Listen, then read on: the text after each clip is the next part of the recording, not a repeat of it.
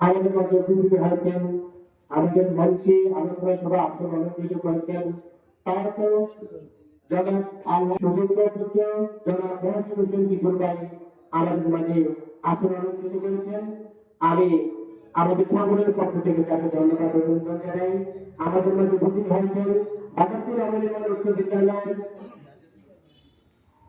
সম্মানিত সহকারী শিক্ষক আমার স্যার উপস্থিত হয়েছেন। আমি আমার পক্ষ থেকে সকলের পক্ষ থেকে ধন্যবাদ অভিনন্দন জানাচ্ছি। এই পর্যায়ে সংক্ষিপ্ত বক্তব্য প্রদান করার জন্য বিশেষভাবে অনুরোধ করছি যারা মোহাম্মদ খন্দকার কে আব্দুল কালাম আজাদ সাহেবকে সংক্ষিপ্ত ভাবে বক্তব্য প্রদান করার জন্য ধন্যবাদ। সম্মানিত সভাপতি, প্রধান অতিথি, বিশেষ অতিথি, হাইজুবের জনসাধারণের কি উদ্দেশ্য? আসলে ভালো কাজের জন্য বেশি মানুষ আসে না, এটি স্বাভাবিক। রাজনৈতিক প্রোগ্রামে সবাই শত শত লোক আসে, অথচ এটা ছিল সবচেয়ে হাইজুবের একটা ইম্পর্টেন্ট জিনিস, যেটা আমাদের হাইজুবের স্বার্থ, আমাদের হাইজুবের স্বার্থের কথা।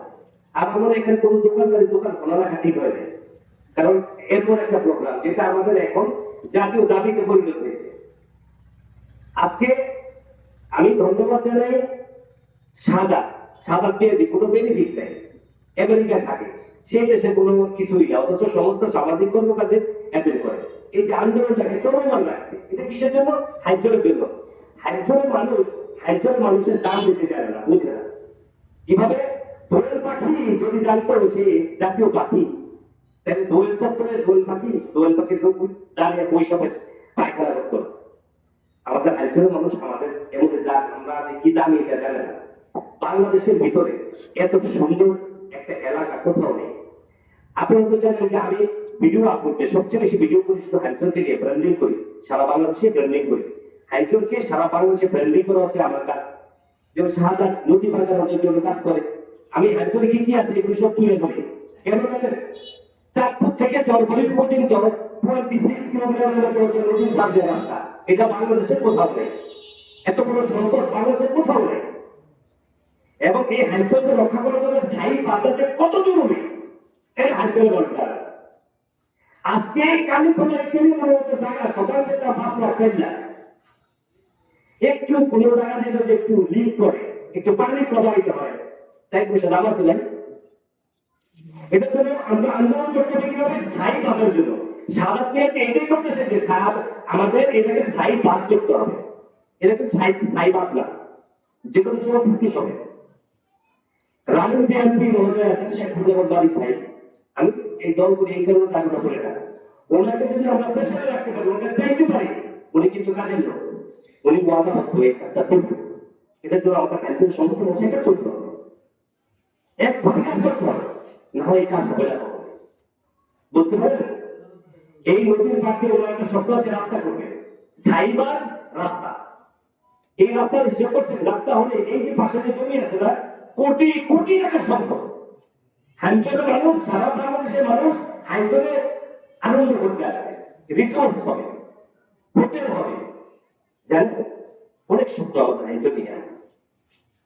আমরা যে কৃষির মধ্যে আপনারা ভাবতে পারেন না, আমাদের ভূখণ্ডে যে কি মূল্য এটা আমরা বুঝি না। এটার জন্য সবাই করতে কাজ করা দরকার।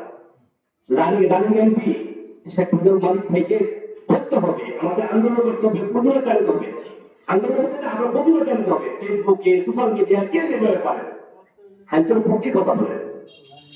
এখানে যারা কোটি কোটি টাকার সম্পদ, যদি স্থায়ী না হয় কোটি কোটি টাকার সম্পদ। সেকেন্ডলি সাধারণ আছে কি, যারা নদী ভরে, যারা নদীতে ভেঙে গেছে তাদেরকে স্থায়ীভাবে বসবাস করা শুরু করে দেবো। এই আপনার যে নিজের সম্পত্তি কি বলে ইয়া সম্পত্তি,